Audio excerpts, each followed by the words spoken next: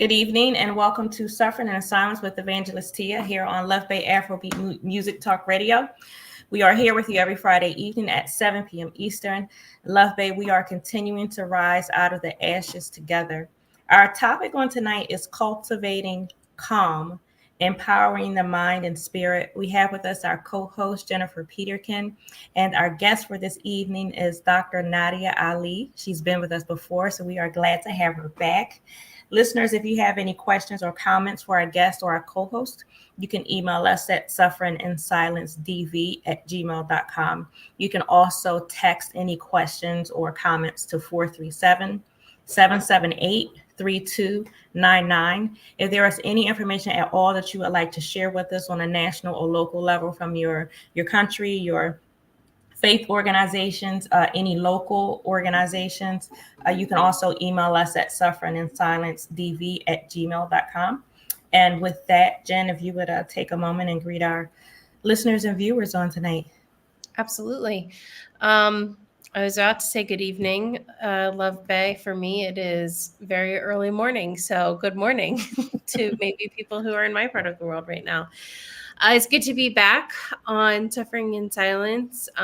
If you have not heard my background before, I am one of the co-hosts on Suffering in Silence. I am a survivor of domestic violence myself. And have been an advocate for almost 10 years. So, and have been working alongside Tia for the past several years. So super happy to be doing this work with her, alongside her. I also have my own program called The Human Experience that is about our stories and how what we walk through in life shapes who we become. So if you want to check out those stories or just learn more, you can always visit my website, thehxpod.com. Thank you so much. And with that, Dr. Nadia, if you would greet our listeners and viewers. Hello, everybody. My name is Dr. Nadia Ali. I'm actually grateful to Minister Tia and Jennifer for inviting me here. And I'm a functional physician, which may not necessarily be something that all of you might be aware of, but functional medicine is a form of medicine where you try to understand the root cause of a disease. And instead of patching the problem with a Band-Aid, like a medication, or an invasive procedure, you want to try and reverse it by addressing the root cause. And I'm also a mindfulness coach, which brings me into the area of mental health. And that is my connection into, the world of trauma or domestic violence. Yes. But thank you so much. So as usual, we want to start with sharing some resources, and then I am going to turn this right over to Jen. Again, if you would like to support us in our organization, which is Rise Out of the Ashes, Inc., you can visit our GoFundMe page. If you go to GoFundMe, you can look for Rise Out of the Ashes and you can make a donation. You can write a check, write it out to Rise Out of the Ashes, Inc., and you can send that to P.O. Box 15, Drexel Hill, Pennsylvania. The zip is 19026. And at the top of our list, what we are working on is our rapid funding, our immediate and emergency funding. We help individuals dealing with issues of domestic violence by supporting them financially. We support them with transportation, with getting, helping them with relocation, with purchasing medicine, toiletries, all of those things that you would need in an emergency that we sometimes take for granted because we have so much access to it. We financially support those. So if you would like to help us do that, please do. I want to share Pastor Darius Daniels. He's a pastor of Change Church. There are several locations in the United States. His website is dariusdaniels.com and his YouTube channel is Darius Daniels TV. In the United States, we have the National Domestic Violence Hotline. Their website is thehotline.org. Their phone number is 1-800-799-7233. Also in the United States, we have the National Helpline for Substance Abuse Mental Health Services. Their number is 800-662-4357. In the UK, we have the National Domestic Abuse Hotline. Their website is nationaldahelpline.org.uk, and their phone number is 080820000247, or you can visit Women's Aid, and their website is womensaid.org.uk. And lastly, I want to share the Befrienders Volunteer Action to Prevent Suicide. You can go to this website and you can find a helpline by the country which you live in, and their website is befrienders.org. And just a reminder, listeners, wherever you live, you can search for resources according to your country, your state. I mean, you can start nationally and then pull the search in closer locally to where you are. So no matter where you are, there are resources, and we want to encourage you to look for them, to find them. And we still want to encourage you all to send us your resources so we can share them. And again, our topic on tonight is Cultivating Calm, Empowering the Mind and Spirit. And with that, I'm going to turn this over to Jen. Great. Well, Dr. Nadia, thank you so much for being with us again and continuing to come back and share on the show. I love, as I was sharing with you before we started, I just recently started exploring functional medicine for my own personal well-being, and have really enjoyed the experience of it, and understanding that functional medicine aims to get at the root cause of the issue, as you already explained. So when we talk about health, we have a very, I guess, singular view sometimes when we talk about it, right? Where it's like, it's just physical, it's just mental, it's, and we compartmentalize all of these things. So what do you, like, how do you explain to people the fact that it's all intertwined, and that it all, your mind, body, spirit, it all affects the other? How do you kind of introduce that concept to somebody that maybe doesn't have experience with that? So that's an excellent question, right? Because the beginning of the problem is how you define the problem, right? If you define the problem in the wrong way, there is no way you're going to get to the solution. So we have research which shows that 70% of visits to primary care physician is actually related to mental health issues. But they are not going to present with anxiety and depression. They will present with headache, migraine, high blood pressure, diabetes, heart disease, recurrent infections, hormonal imbalances. And so when they will present, they think it's a physical problem. The physician thinks it's a physical problem. So everybody then goes into figuring out, okay, what are we going to do about it? Like, so what should we do?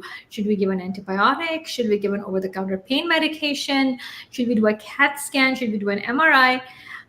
So everybody is defining this problem as physical.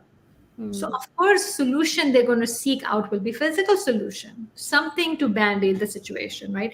Something to resolve the symptoms.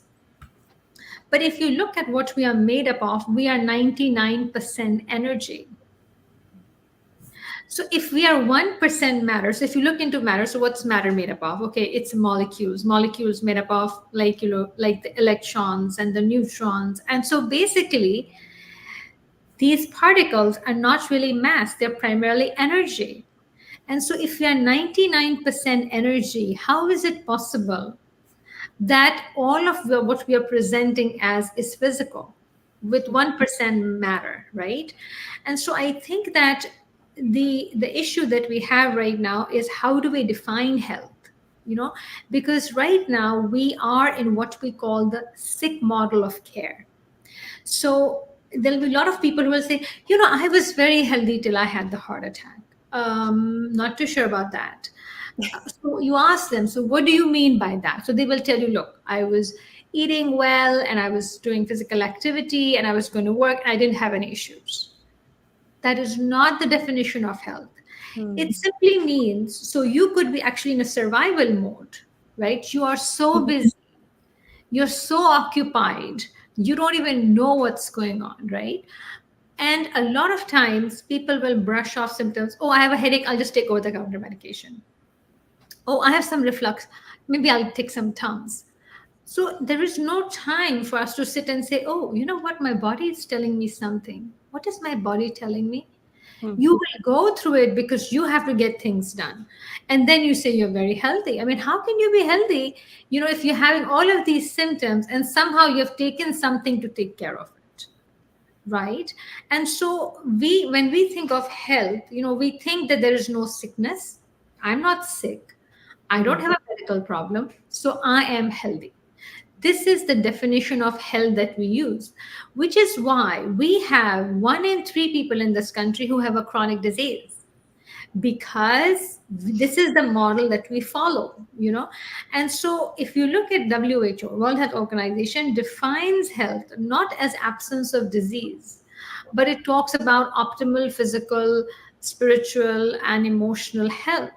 And again, there is a problem.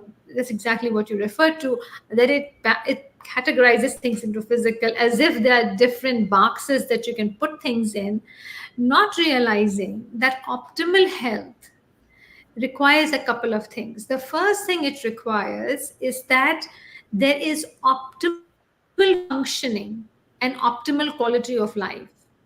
And the second thing is preservation of organs, which means that we have the ability to keep our organs going for a very long period of time. So there was a book by the name of Blue Zones.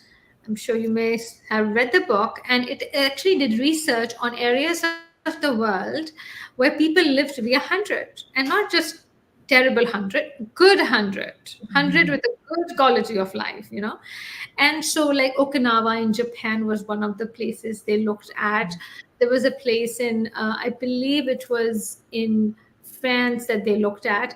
And so there was also a place in California that they looked at. And so when this research was done, they identified the reasons why these people lived on to be 100. So what did they do? They actually allowed preservation of organs. They use the organs in such a nice way. Like if you have a food processor, you use it, you clean it, you only use it for 2 minutes at a time, you don't use it a lot. Of course the life of that food processor will be much, much, much longer than somebody who presses the button and sits there for like 10 minutes and then turns it off and doesn't even care where the food processor is sitting. So the health is about how do you preserve your organs for longevity and for them to be able to function for a long period of time. So health is not just the absence of mental symptoms or physical symptoms or whatever. It is about preservation, and it is about optimal functioning in every realm that you can think of, like social realm, and very importantly, the culmination of how would I know that I'm optimal health would be. And I think one of the things which nobody asks in medicine, I don't think a physician has ever asked a patient, are you happy? Because it's a very important question. You're happy. Okay, you have all the money and you can walk and you can play tennis, but are you happy? That's a very important question, because that is really the determinant of your spiritual health. And spiritual health plays a very, very important role in every kind of health. Like, do you have a purpose in life? Is there something in your life which drives you? And so this is what health is about. And these are the questions we never ask our patients. And our patients sometimes don't even expect it. And that's why they may not even tell us that I'm very unhappy. Like I have asked my patients these questions, are you happy? Because sometimes you could see that, you see the patient giving you all of these symptoms, and somehow you feel like there is something that is missing. There's a void because you can't put your finger on it. And then you say, are you happy? I mean, what's going on here, right? And so sometimes you will discover that everything that they're talking about has nothing to do with what they're talking about, because they themselves cannot figure out why do they feel such a big vacuum inside them. So I think that is how I would look at health. Yeah, I mean that's fantastic. A fantastic overview, and it's so true. And the term that keeps coming to mind for me is medical gaslighting. And so, obviously on this show, we have talked about gaslighting quite a bit. So we know the term. But I think it can be really frustrating for people too when they are trying to, they feel a certain way, whether it's, mental, physical, whatever, and they go to seek help, and they go to seek help in the only avenues that they know how to seek help, and they're not getting anywhere, and they're actually being told, well, no, this isn't what you're struggling with, or like this isn't a problem, or you're struggling with this because of something totally unrelated, and they don't move forward in any way. And I think specifically talking about this within the realm of trauma victims and how it affects people who have experienced trauma and are trying to work through it, but haven't necessarily made the connection between the physical, spiritual, mental part of it. So yeah, what are your thoughts on that? So I think you have absolutely nailed it, because I cannot tell you how many times, the problem is not the actual problem of the patient. The problem is the patient almost feels that they're crazy because they Mhm. have been to so many physicians that, and they have been told there's nothing wrong with you. And they have even been sent to basically psychiatrists saying that, maybe you have some anxiety and some depression. And the patient actually has chronic fatigue, or they have a chronic issue. For example, there is pain, but they can't seem to figure out the reason for it. And they have gone to every specialist on the face of the earth with their joint pains, aches, fatigue, and all the tests that we do in the conventional setting are negative, which is possible because remember that the testing that we do in the conventional setting is very superficial. It's very structure related. Like, for example, if you do CAT scan, right? It's looking at the structure. But let's suppose somebody has joint pain. Okay. If you do the x-ray, it's normal. Does that mean the patient has joint pain? Yes. They could still have joint pain even though the x-ray is negative or CAT scan is negative or MRI is negative. You can even do a scope. They do arthroscopy, which is you put a scope inside the knee to see if you find anything. And that will still be negative, but that does not mean the patient does not have pain, because the pain is not coming from structural problem. Pain is coming from a functional problem. And a functional problem has to be there for 12 to 15 years before you will actually see structural issues coming on. Wow. So functional issues precede structural issues. Okay. And so what happens is that when you have a functional problem and all your tests are negative, now the physician, you have to remember, look, I have been trained as an internist, as a medicine, just like from medical school. Functional medicine came later in my life. So if you were a patient and you came to me with fatigue, and I would say all your tests are negative, now you have stumped me. Now, what am I supposed to tell you? Because you're saying I have all of these symptoms, and I'm looking at all my diagnostic boxes that I have been taught that they have to fit either hypothyroidism, or they should fit like anxiety, or they should fit depression, or they should fit rheumatological diseases. And I say, no, no, no, no, no. Now, what am I supposed to do with you? So the last thing that is left is something must be wrong here. So they say, you must be anxious or you must be depressed. Now the patient is saying, yes, I am depressed, but I'm not depressed because I'm depressed. I'm depressed because I'm fatigued. It's the other way around. The doctor is saying, no, no, no. It is because you're depressed that you are fatigued. And so then what happens? So now at least there are some physicians who are compassionate enough to say, look, I don't know what's going on. And that's a great answer. I think there's nothing wrong. I have said this to so many people. Actually, I often say this like when I see them, I said, honestly, I don't know what's going on with you. I know there's something going on, but I don't know. I myself have to figure this out with you to know what's going on. But right now, I cannot tell you what's going on with you, right? And it's much better that you say, look, I don't know, but I am willing to either send you to a specialist or to see what we can do together. But if you tell the patient there's nothing wrong with you and you have to stop going from doctor to doctor, or it's psychosomatic, you're actually traumatizing the patient. Because now the patient is really traumatized. And I cannot tell you, we have traumatized so many people in the medical community because of how we have behaved with them by negating. So I had a woman who came to me who was put on oral contraceptives. After she started oral contraceptives, she started having vaginal pain, especially during her intercourse. So she goes to the GYN and says, "Look, I'm having this." She said, "No, that's not from oral contraceptive." You can't say that, because we in medicine we say you cannot say never and you cannot say always in medicine, because what if this is the first patient with the side effect of vaginal pain from oral contraceptive, that this is actually a known side effect? The doctor may not know.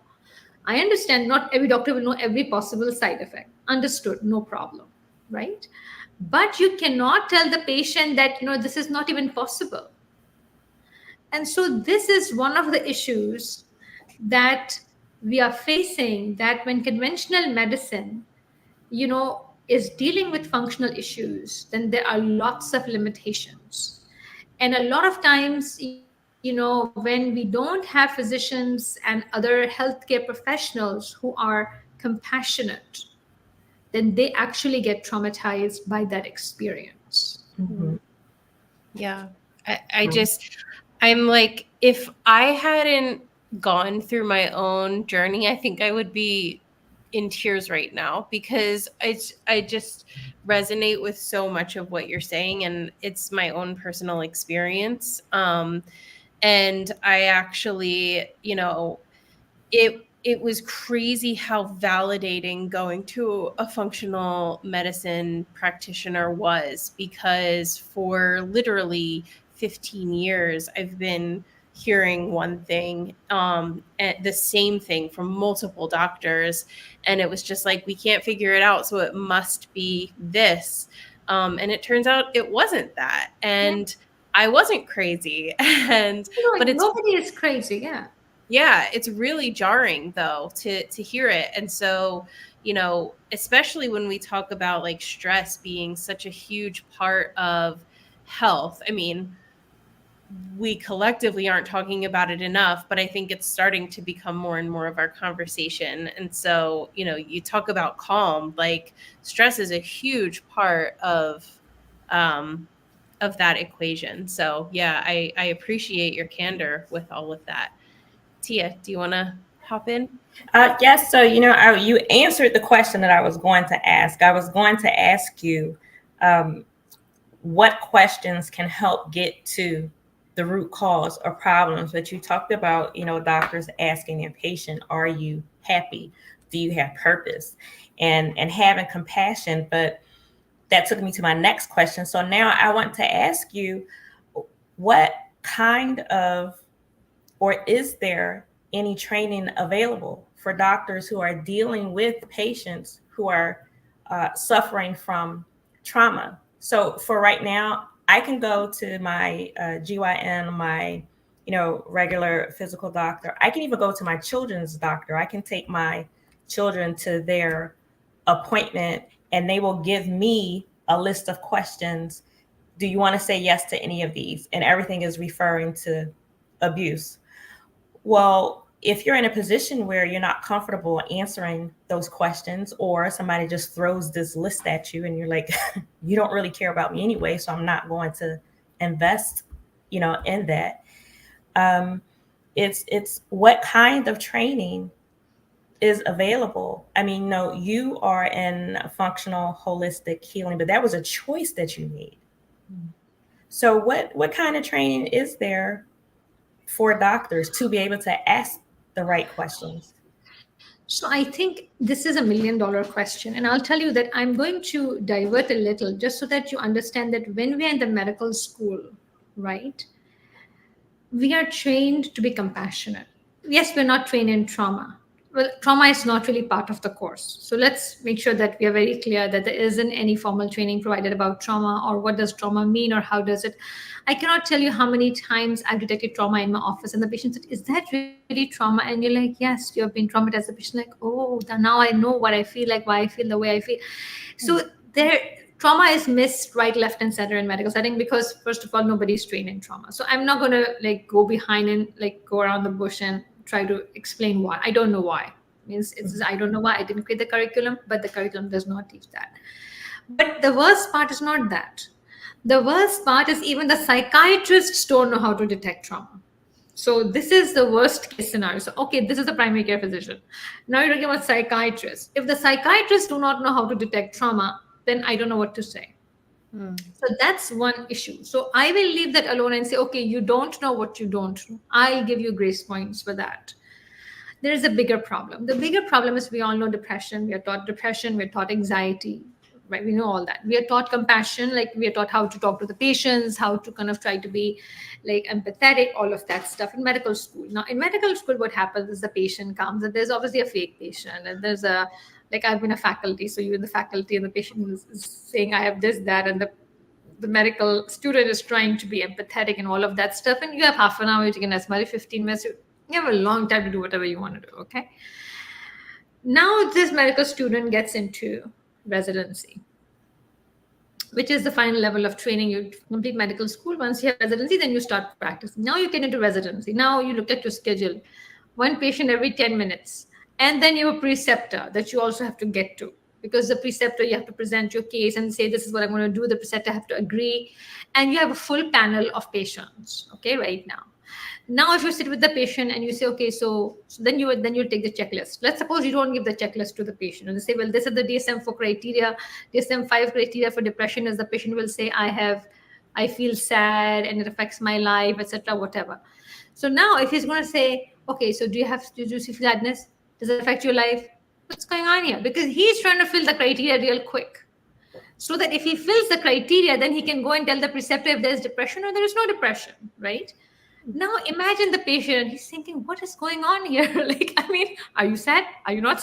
I mean, this is not a question which is a checkbox question, right? Right.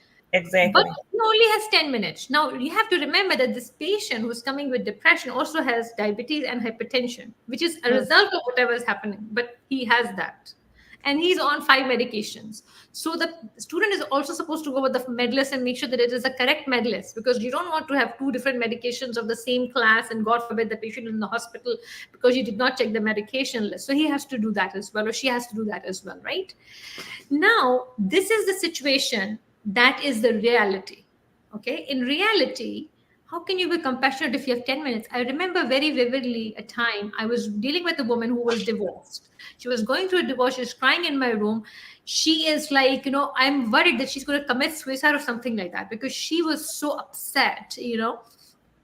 I'm sitting in the room and we're having this discussion and I'm trying to see what I'm going to do with her, because I was worried about giving her a prescription because that increases the risk, of suicide. And this woman is depressed, but she seems to be so badly depressed that she could do something, And I have a knock and another knock and a third knock. Dr. Ali, we have 2 patients waiting. Dr. Ali, I'm thinking, what am I supposed to do at this point in time? I cannot tell this woman to leave the room and give her a prescription. I mean, I have to think through, because I need to provide some resources.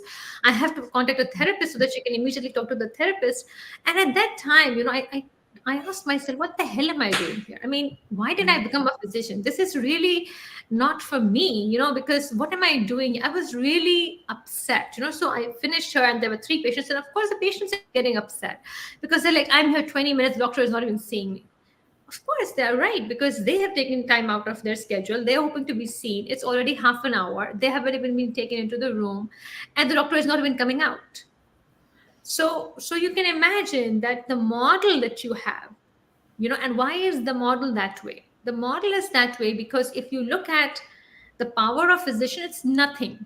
So just so that you know that so let's suppose you go in to see a patient as a physician and you see, the patient needs to change the diet, okay? And you say, I'm going to spend 30 minutes telling this patient what they should eat. I'm going to sit down and do my counseling. How much money do you think insurance is going to pay for that visit? Can you guess? Just guess. No, just come up with a number. Well, I know what my copays are and what I have to pay. No, not copay. Look, copay is we only pay a small amount, but the insurance is supposed to add on to that, right? So what do you think the insurance pays this physician? $100. $33. Oh my word. Wow. Yes. And the therapist, the poor therapist who sits the whole day listening to everybody who has depression and anxiety, which is a very difficult job because your energy is constantly being negatively affected. You have to disconnect at the end of the day. It's very hard. Honestly, I cannot. I have a lot of respect for therapists because they do a very hard job.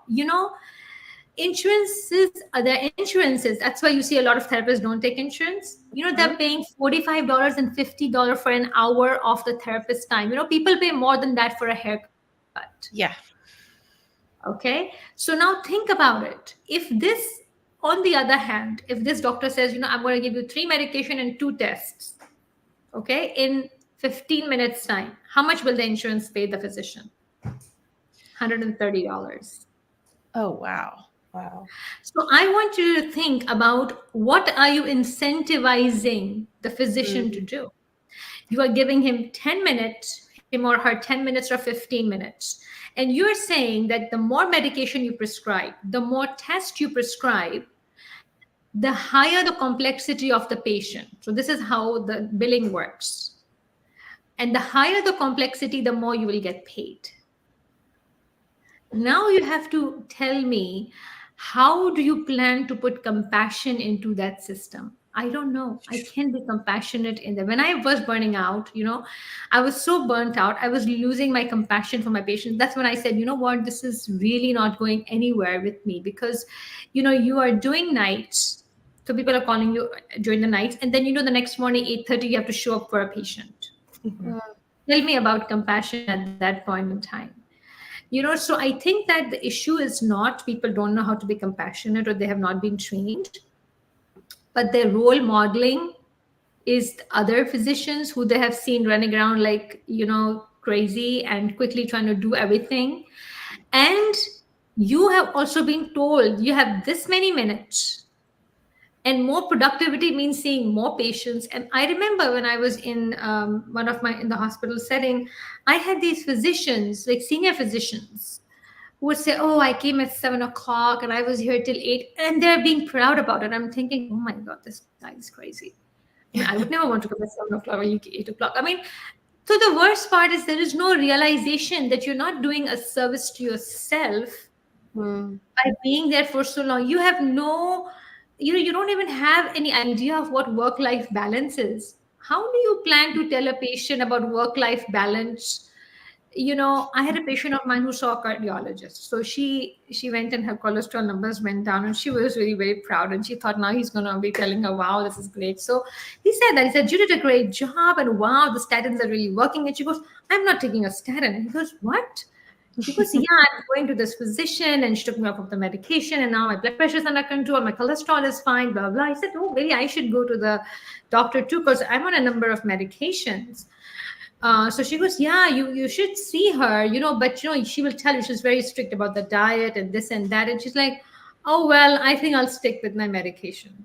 So you have to understand that, if the physician himself or herself is not open to lifestyle change, does not believe in that change, do you really expect that this person will counsel the patient to do things any different? Because he himself is taking like 6 medications. So he is doing what he believes in, and he believes in it because he's been trained in it. He's been told this is exactly what's the way to go. And this is one of the reasons why, and there are good physicians. Not everybody is bad. I have to make sure that we are very clear. It's not the majority, but there are people like that. And so one of the things that I'm doing is I'm in the process of writing a book for the patient as to how to find a physician, because I see everybody coming to my office. All my patients come and they complain about how terrible physicians have been or are and all of that stuff. And I hear them and I know it's true. But the problem is that they didn't even know how to filter out these people right off the bat. You get a list of physicians by your insurance company, and you're okay, get somebody. This is what we will cover. You pick up the phone, first available appointment. You're like, I'm desperate, I've got to go. And then you expect the person to do all that you want them to do, and the person doesn't want to do that, and now you're very upset about it. So I think that the one of the purpose of this book is, if somebody wants to go into the functional side of things, what are the things they can do themselves, and then how do they find a team? Because if you're going to go to somebody who only knows how to work with a hammer, they will only work with a hammer. But you say, no, I don't want to use the hammer. The person says, what do you want me to do? I only know how to use the hammer. That's why we tell people that if you have a back pain and you go to a surgeon, what do you think the surgeon will tell you? Do surgery. And so I think that the problem is on both sides, and I think a lot of the problem is created by the insurance model and the pharmaceutical industry, because all the information. So the other thing you have to know, that where does the information comes to the physician? The information comes from these medical journals that are absolutely 100% funded by pharmaceutical industry. So, and there is a pharma app that comes, oh, there's a new study, $1 million study, which shows X, Y, and Z. So they said, yeah, the study shows it, we're going to use it. But the problem is that that study that was done for $1 million, that study will never be replicated to look at meditation, to look at yoga, to look at Tai Chi. Why? Because who has $1 million to spend for something that cannot be sold? I mean, can you sell it? I mean, you cannot brand meditation. So you will never get that study. So if a patient says, can I go to acupuncturist? The physician is like, I don't think it's going to work. Why don't you just take a pill? I mean, we have studies which show that works. Who knows acupuncture works or does not work? Because there's actually data on acupuncture. We actually have studies on acupuncture. But the question is, did this physician have access to those studies? Did those studies get published in the journals that he is reading? So when I initially, my journey into functional medicine was after I was depressed myself, and so when I first, the first thing I did, my first school was actually Mass General has Benson Henry Institute, and they actually there's the Benson Henry technique, and so when I first enrolled myself in, I was actually ashamed of myself as a physician, because the amount of literature that they put out on mindfulness, it was like mind blowing. I couldn't believe that I had not ever read anything like that. I mean, they had every reason to show how the mind affects every single part of the body. But I didn't know that, and so it was really eye-opening to see that I didn't know so much. And that's when I started questioning that whatever I've studied, I mean, is it all completely out? I mean, what's wrong with it? So at that point in time, I started questioning my own medical school, stuff that I had studied, and that's when I was like, no, this is not giving me any answers. And that was the first time I started critically questioning everything that I had learned. But had it not been that, I would be doing exactly what everybody else is doing. Wow. And when will your book be available, Dr. Nadia? Well, it's in the editing phase. Okay. And awesome. that. So yes. So hopefully soon. Okay, great. I love to hear that you're doing it. I mean, you just opened so many doors that I want to walk through, and I feel like we could sit here and talk for 5 hours. But I think what's kind of coming to mind as you walked through that whole process was, obviously the system is not set up to work for any particular person. It's not set up to work for patients, and it's not set up to work for doctors either. It's set up to work for an industrial complex, multiple industrial complexes. Shocking. But so what is actually coming to mind, though, then, is that how many doctors are there themselves experiencing trauma just in their practice and in the way that they are forced to practice? And again, not being trauma informed or trauma trained, not even realizing that is what is happening to them. So that's an excellent question. So there is one physician who commits suicide every single day. In case if you didn't know, every day, because there was a survey, around 60% of physicians basically are burned out. And these are the people we're expecting compassion from, not happening. And this is also where a lot of medical errors happen, because the physicians are so burnt out. because they are part of a system where they have literally no control. And to be honest with you, I was burnt out and I didn't know. I didn't know that I was burnt out. I just knew that I was getting very frustrated, very irritated. And when I was coming home, you drop up in, I'm going to be like shouting and yelling, like, what's going on? Da, da, da, da, da, da, da. You know, and later on, I'd feel so bad. I'd be like, why was I shouting? What was there to shout about? Like, I mean, what's wrong with me? You know? And so, you know, it took me a long time to even realize that I was burnt out. Actually, there was a presentation that happened in the hospital on burnout. And I was sitting in it, I was thinking, oh my God, I have all of these things. Holy cow, I am burnt out. So it's very interesting that now the awareness is much more than before. Like when I was, I was working, burnout was not really something that people even talked about. Now we talk about burnout a lot. The worst part is that, when you tell them, like everybody knows physicians are burnt out. And if you see the way you can kind of see how it's affecting the situation is you will see doctors jumping ship all the time. I had a patient who saw one doctor once. 3 months later, the woman had moved. Then she saw the second one. 6 months later, after 2 appointments, that one had moved.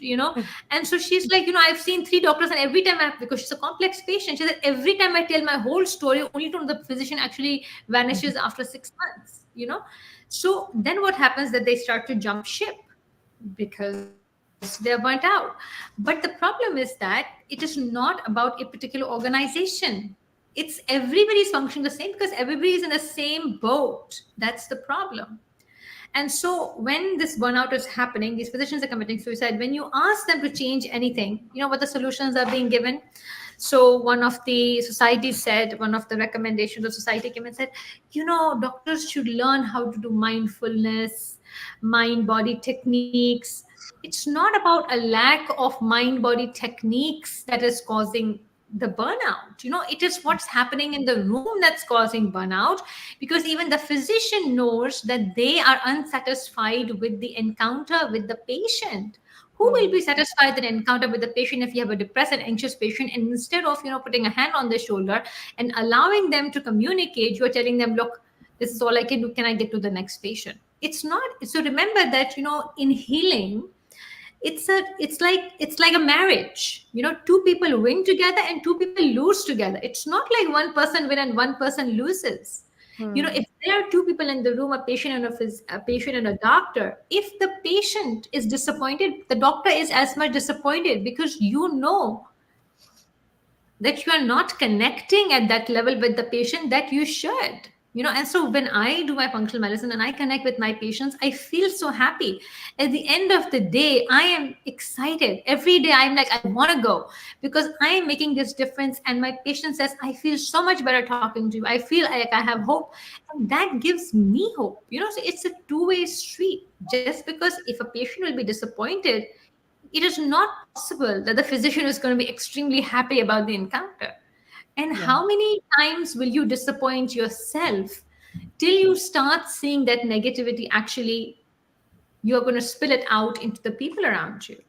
And that's when you see that, that is one of the reasons why we have lost respect. People don't respect physicians the way they used to at one point in time. They don't believe physicians as much they used to one point in time. They are now questioning everything. And that was very clear when COVID happened.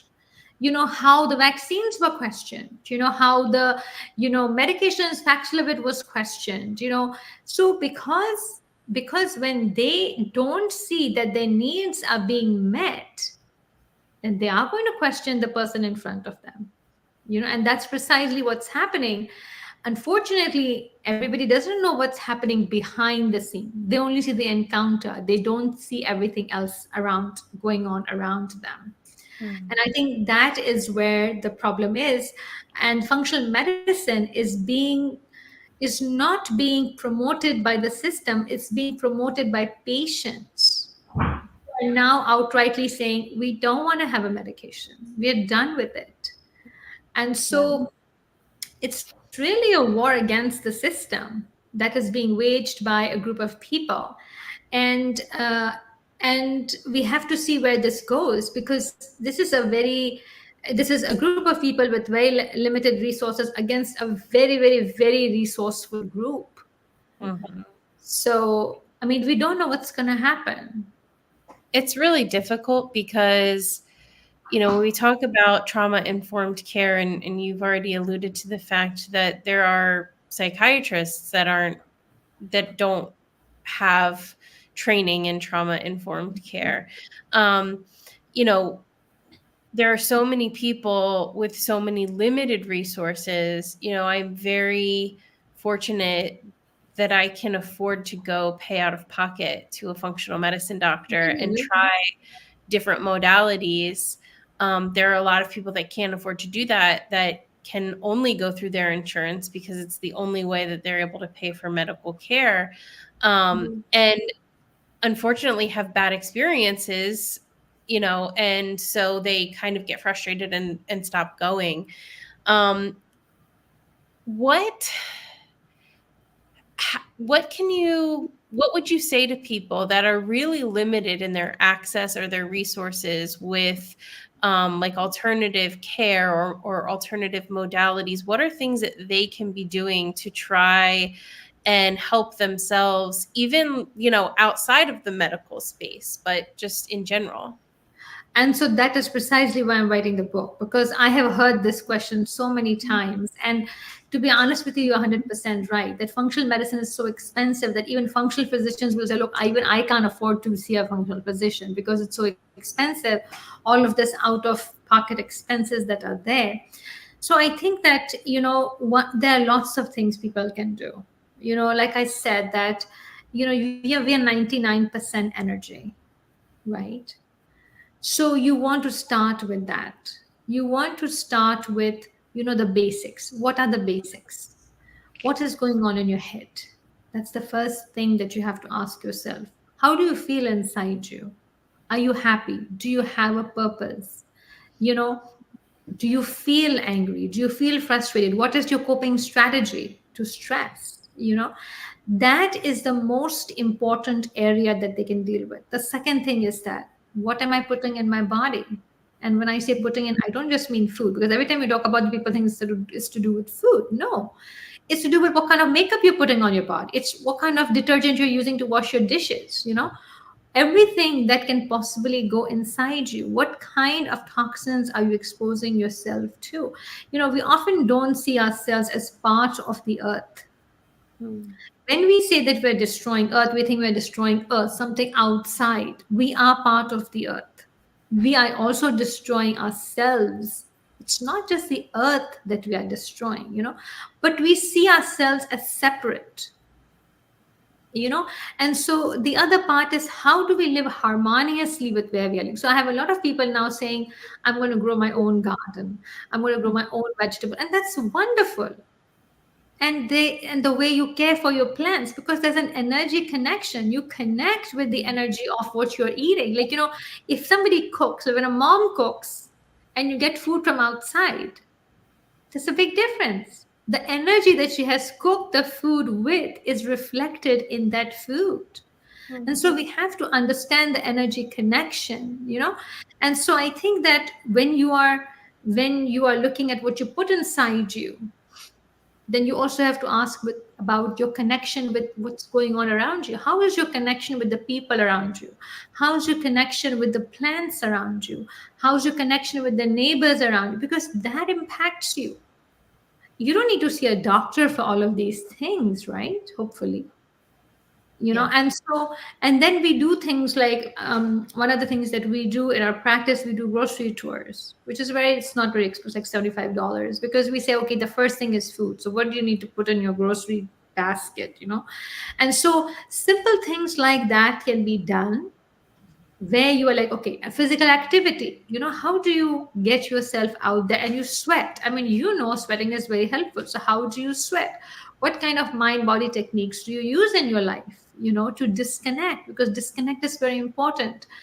The pace of our lives are faster than what we were genetically supposed to be at.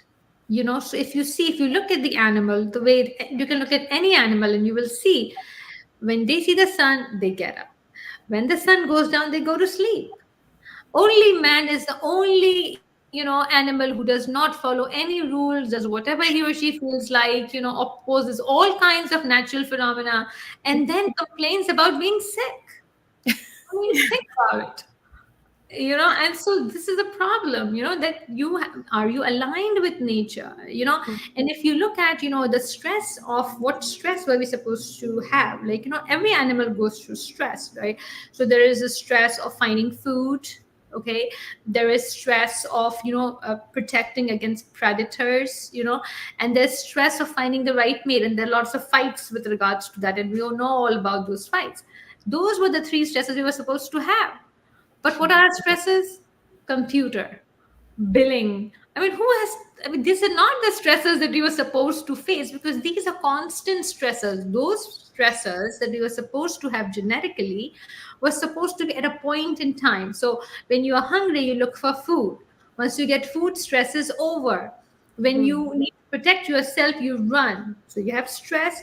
Once you are saved, stress is over. When you want to find a mate, you are stressed out. Once you find the mate, stress is over. But our stresses don't stop at all. I mean, you are thinking about, the bills you have to pay, and then this thing is not working, and that thing needs to be fixed, and somebody needs to be picked up from somewhere, and the car is not working. I mean, there's a non-stop. So there is no stop to the stress. So how do you disconnect? Because if you're not going to disconnect, it's like a food processor which is running for 24 hours. Then you're complaining the food processor is not working, or it's giving problems and stuff like that. So how do you disconnect at the end of the day? And so I think that, there are very, very, very basic things which, if we can do, a lot of our problems will not be there. Not all problems will go away, but a lot of them will go away. And we will be able to prevent a lot of things. But you have to start thinking on those lines, and that everybody can do. Yeah, that's awesome. You've been so wonderful to talk to, and I love this so much. But I want to turn it over to Tia for any other questions she has. Well, I did have a couple questions, but you answered them as you were speaking. I'm glad I did that. So, yeah, so you are a very good interviewee. So I think the last thing that I will ask is for you to give our viewers, to give our listeners what you would deem to be just that most important thing to walk away with from this conversation on tonight. We definitely want you to let us know when your book is done, so we can let Love Bay know. But if you could just sum it up in, a few words, what would you want everyone to walk away with on tonight? I think one thing that I will say is the most important thing that I want to emphasize. And I think that one of the biggest issues with the current system is that the current system makes us feel very helpless. Like when you're given a medication, you depend on the medication, you need a doctor, you have to depend on a doctor. Like you almost like you feel like you have no power. You're made to feel very powerless, And I think that is where, a lot of people, when they feel very powerless, they literally freeze, and they start doubting their own ability to do anything. And so this is what I would say, that the most important thing to understand is that we have a lot of power. We have the power to heal ourselves. And we have to understand that healing is a process. So, okay, if you have power, let's suppose you have power, you use the power to do something and you fall. That doesn't make you powerless.